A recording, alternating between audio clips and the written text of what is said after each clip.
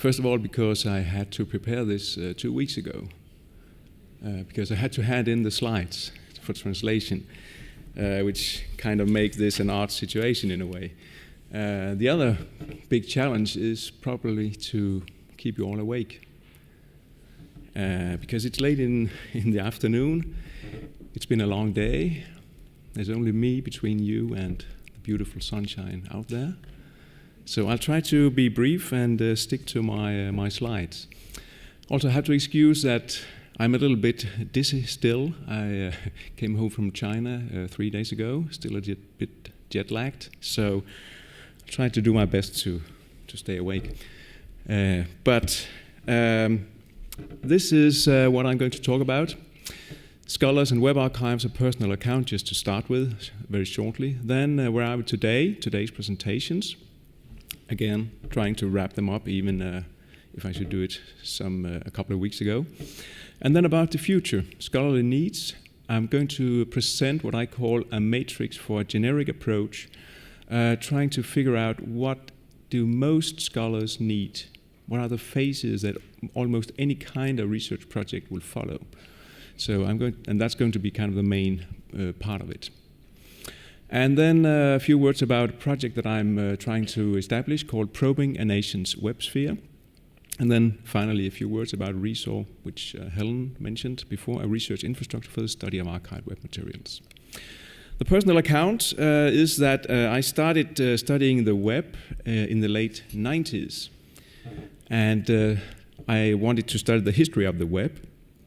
At that time, it was quite difficult to find archived versions of the web, simply because there were not that many national web archives. The Internet Archive had been established, but was not accessible. The Wayback Machine originated only in 2001, I guess. So it was quite a challenge. There was no national web archive in Denmark. So what could you do? Well, I tried to archive the things that I wanted to study myself. So this is actually my first archived web page from September 2000.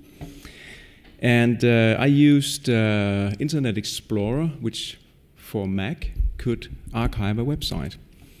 The problem was that you could only display the website in exactly that configuration, a Mac with an Internet Explorer, which is the reason why that I actually can't see those websites anymore, because you can't run Internet Explorer on a Mac today, which is a huge challenge, of course. But if someone in 2000, when I archived that website, had told me that I could sit here some 14 years later with well-established national web archives, an international organization, the IIPC, scholars wanting to study what's in web archives, I probably wouldn't have believed them in a way. So a lot has happened, actually. So I just wanted to stress that. And you actually find out that when you kind of look at what you did, as I did in the year 2000, so to say. So it has been exciting to listen to all the things that have been said today. Lots of interesting things are going on. And where are we today? As I mentioned in the beginning, I had to prepare this a couple of weeks ago. So what could I do? Well, I actually made it kind of the web way. So I took all the abstracts that were handed in and put them into a tag cloud. So this is what you have been talking about, which is not that surprising. Web, archives, data. So I actually said, okay, this doesn't tell us much. So I took out the words that you would expect were there: web, archive, archiving, etc. So this was the result. Research, data, information, digital, national, size, analysis. And it actually gives a good sense of what has happened today. It is, in a way, a shift towards more research with web archives. And that is actually kind of emerging out of the abstracts, of course, but it's also my impression that it's actually happening. Then I went back to find the press release when the IIPC was established. Of course, I found it, as you can guess, in the Internet Archive, and I make a tag cloud out of that. And it looked like that. This content, consortium, of course, international, collections, library. So if you compare that tag cloud to the one from today, there is a shift. Of course, the IIPC was considering or concerned with establishing itself as an organization in the beginning. But you can actually see the difference now. So then to the future, the scholarly needs, and this is what I call a matrix for a generic approach. Generic in the sense that I try to figure out, based on my knowledge for how people have used web archives, what will most users, most researchers need when they approach a web archive. And I'm going to divide it in two sections. One about what I call the phases of research, meaning what are the steps we take as researchers. And the other one is what I call transverse preconditions, because even if you follow the phases, I'm going to elaborate on it in a minute, all scholars will probably also have a number of other needs that are not following the phases of the research process, but are there in several of the phases. So it's going to be more clear in a minute. So what are the phases of research? What are we doing actually when we research? We heard a lot of it actually today. We create a corpus. It is very unlikely that a scholar wants to study an entire web archive. It's probably never going to happen, because we don't want to study all. We want to study a fraction of things. So we want to create a corpus. Then we want, of course, to analyze it, and we want to disseminate our knowledge, our results, and then we probably also want to store the corpus, or store the results in the corpus. So these are the four main phases of the research process. Then if we kind of go a little bit more in detail with each of them. The corpus creation, the first thing we want to do is that we want to search it. We want to find things in the web archive. And we can search by URL, by file types, by whatever, free text search. A number of search options should be there. That's what we need. That's one of the tools that we need. The next tool is, and it has not been talked that much about it today, but I think it's an extremely important issue. It's the issue of duplicates. Because the web archive is characterized by the fact that we have usually more copies of each thing that we want to. You probably know it all. You go to the Internet Archive, go to the Wayback Machine, put an URL into the search, and then you get too much simply. So duplicates is a huge issue when you're going to create a corpus. And you can split that process up in another number of sub-processes. The first is that we have to identify, do we have duplicates? Are the two web pages we are looking at, are they alike? Is it the same? So we have to identify them. Then we have to evaluate them. What are the differences? If we have two, or maybe two different copies, and we don't know if they're different of the same web page, what do we do then? And we should have some tools that can help us evaluate possible duplicates. And then we should have tools that can help us select the one that we want, or the ones that we want, remove the ones that we don't want, or maybe even combine two web pages or two parts of a website in one website that is the one that we want to include in our corpus. So these are the tools that I think we need in terms of dealing with duplicates.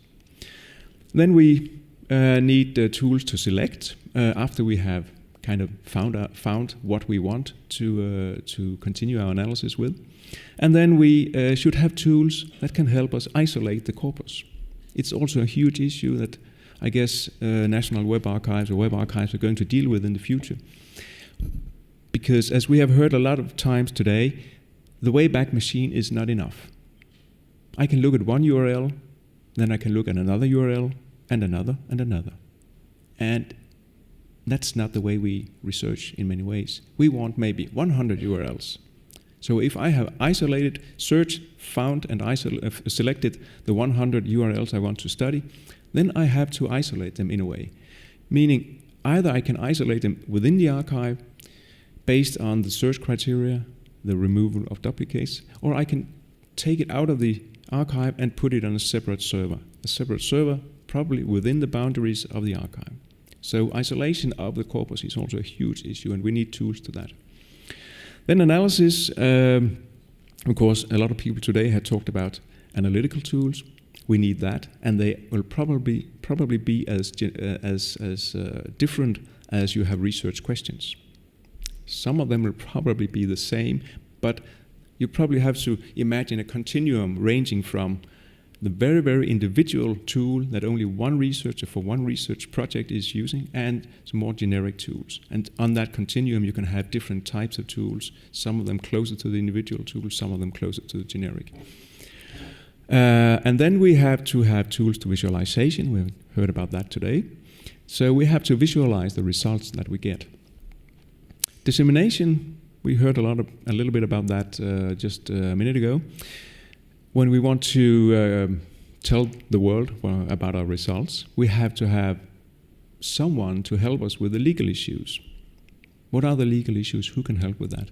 And we have to have policies for referencing. How do we reference something in a web archive? Especially when we make, for instance, dealing with the duplicates. Which one, which copy, which version are you actually referring to?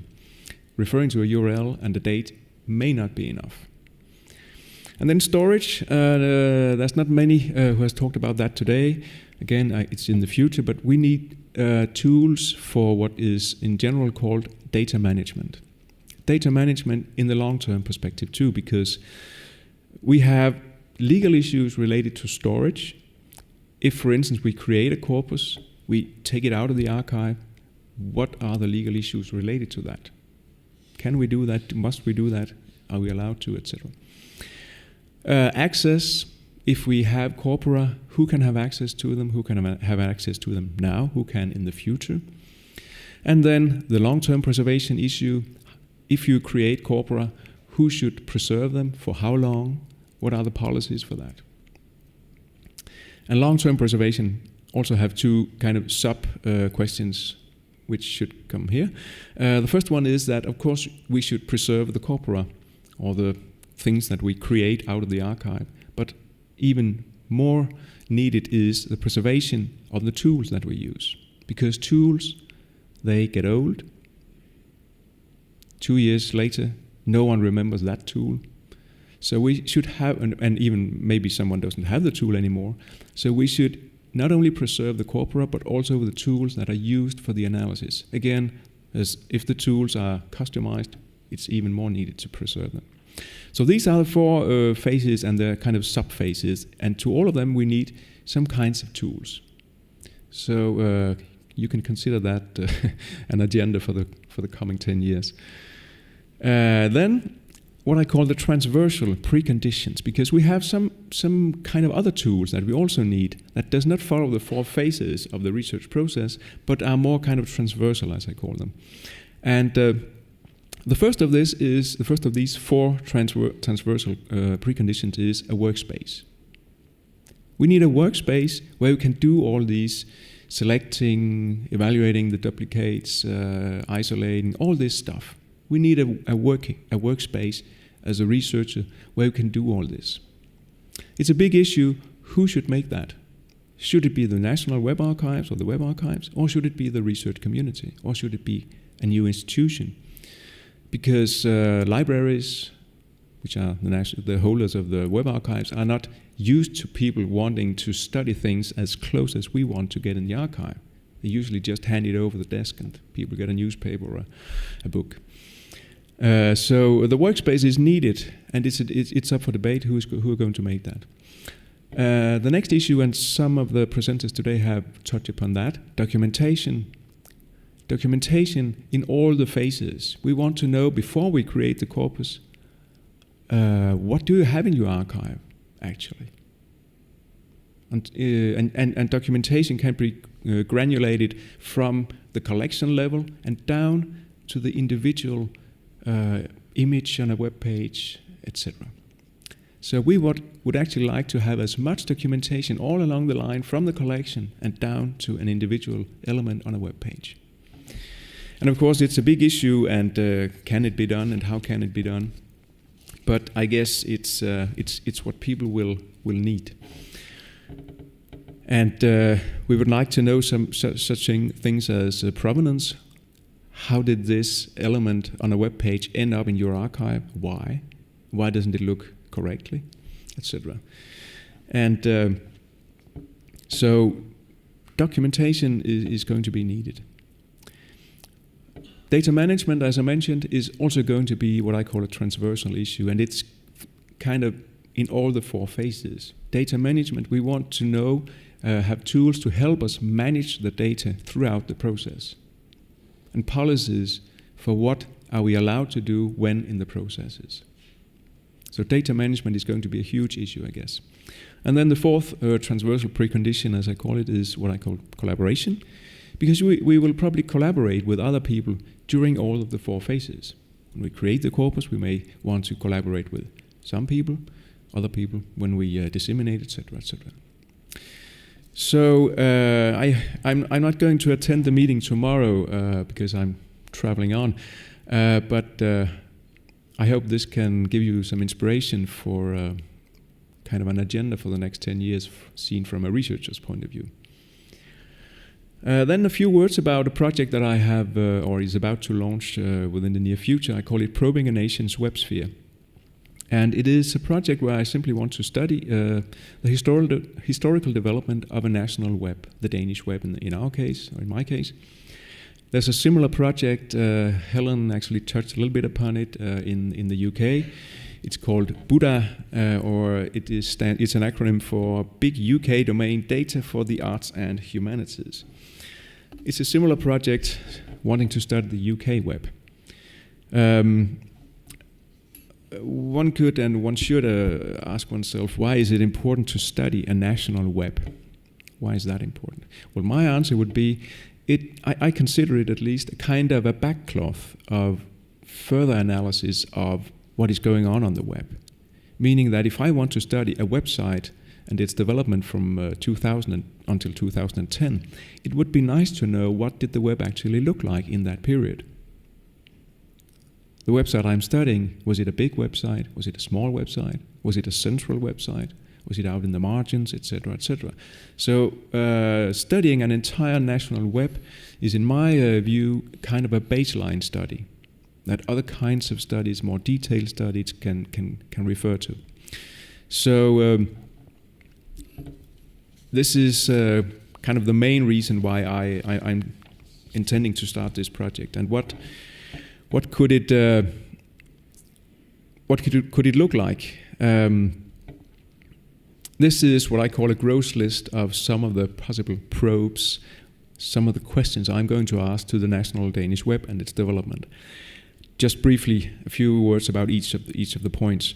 The first one is size, and it's very simple, but it can be extremely illustrative.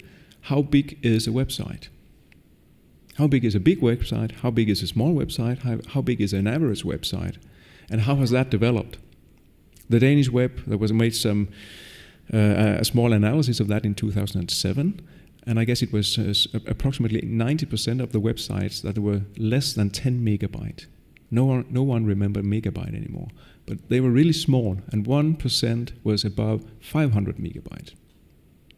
So simply just counting the size can be very illustrative, and the development of that can actually tell us a lot.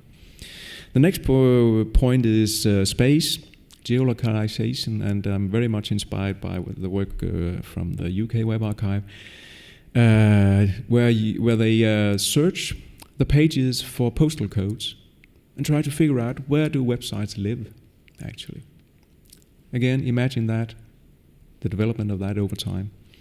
Structure, here you can analyze a network of hyperlinks. Could be an analysis of the websites within the national web, which are the most central websites. It could also be analysis of the outlink from the web, from the national web. Where do the national web link to? Which other domains does it link to? And again, if you see that as in the development perspective, it becomes extremely interesting.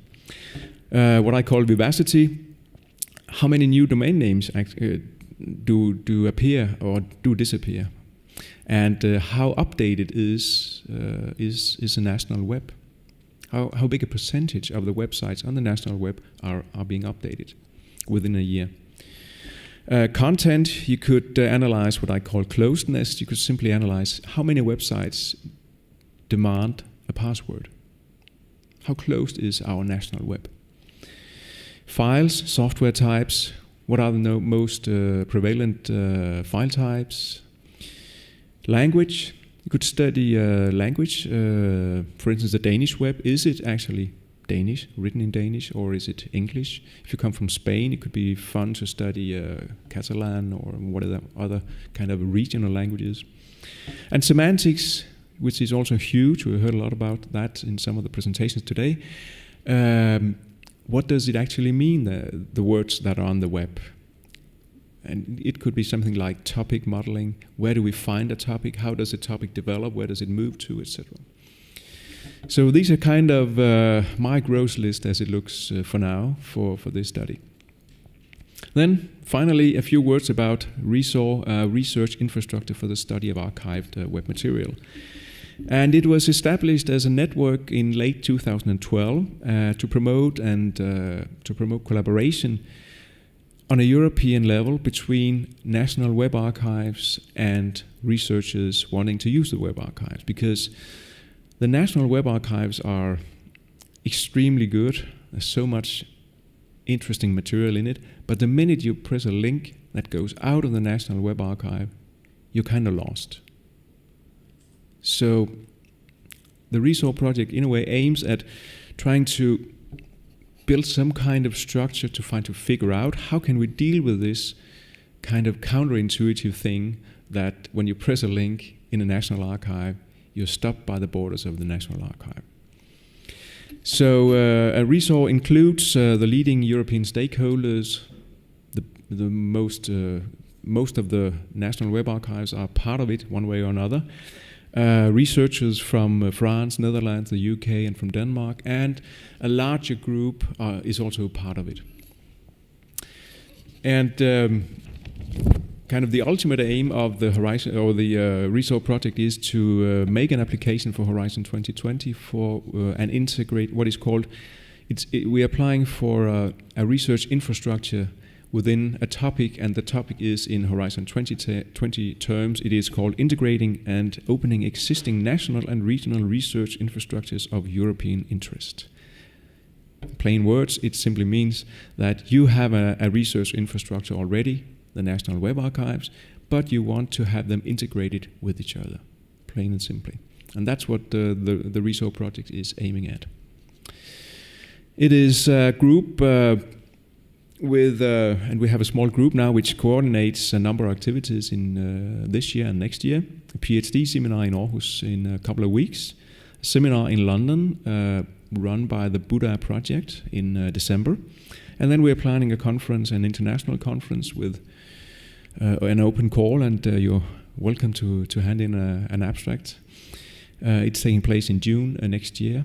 And we also try to establish some small pilot projects, because we have to have things up and running, so to say. So one of the projects is how could we, or who should, try to archive the domain.eu. I imagine that's something that will interest the EU. And I'm the last speaker. I don't know if I'm actually entitled to thank, but I think I'll do that anyway. So I think I'll just say many thanks to the IIPC, to the BNF, to l'INA, to the Internet Memory Foundation for having organized this memorable day. And in French, merci à l'IIPC, au BNF, à l'INA et à the Internet Memory Foundation pour avoir organisé cette mémorable journée. Merci à tous et à toutes.